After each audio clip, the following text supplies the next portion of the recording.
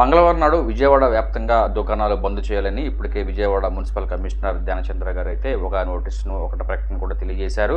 అయితే రాష్ట్ర వ్యాప్తంగా ముంతా తుఫాను ఏర్పడిన నేపథ్యంలో భారీ వర్షాలు కురిసే కారణంగా అయితే విజయవాడ నగర వ్యాప్తంగా దుకాణాలు మొత్తం మూసేయాలని బంద్ పిలుపునిచ్చారు. ఈ క్రమంలోనే మెడికల్ షాపులు, పాల దుకాణాలు, కూరగాయల దుకాణాలు మినహాయించి ఇతర దుకాణాలన్నీ బంద్ చేయాలని కూడా అప్పటికే విజయవాడ మున్సిపల్ కమిషనర్ ధ్యానచంద్ర నోటీసులు కూడా తెలియజేశారు. ఈ క్రమంలో ప్రజలందరూ అప్రమత్తంగా ఉండాలని, సుమారుగా 16 సెంటీమీటర్ల వర్షపాతం నమోదైన కారణంగా అందుకనే దుకాణాలు బంద్ చేయాలని, అవసరమైతేనే బయటికి రావాలని అధికారులు పిలుపునిచ్చారు. ఈ నేపథ్యంలో విజయవాడ నగర వ్యాప్తంగా సుమారు 34 పునరావాస కేంద్రాలను కూడా ఏర్పాటు చేసినట్లు అధికారులు తెలియజేశారు.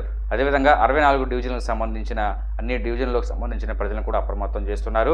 అయితే పునరావాస కేంద్రాలు సుమారుగా 34 కేంద్రాలు ఏర్పాటు చేశారు కాబట్టి ప్రజలకు ఎటువంటి ఇబ్బంది కలగకుండా అన్ని జాగ్రత్తలు, మౌలిక వసతులు కూడా కల్పించే విధంగా చూస్తున్నామని అధికారులు ప్రకటించారు. ఈ క్రమంలో మంగళవారం విజయవాడ దుకాణాలు మొత్తం బంద్ చేయాలని కూడా అధికారులు పిలుపునిచ్చారు. అయితే అవసరమైతేనే ప్రజలు బయటికి రావాలి, లేని పక్షంలో చాలా ఇబ్బందులు కలిగే అవకాశం కూడా ఉందని అధికారులు తెలియజేశారు.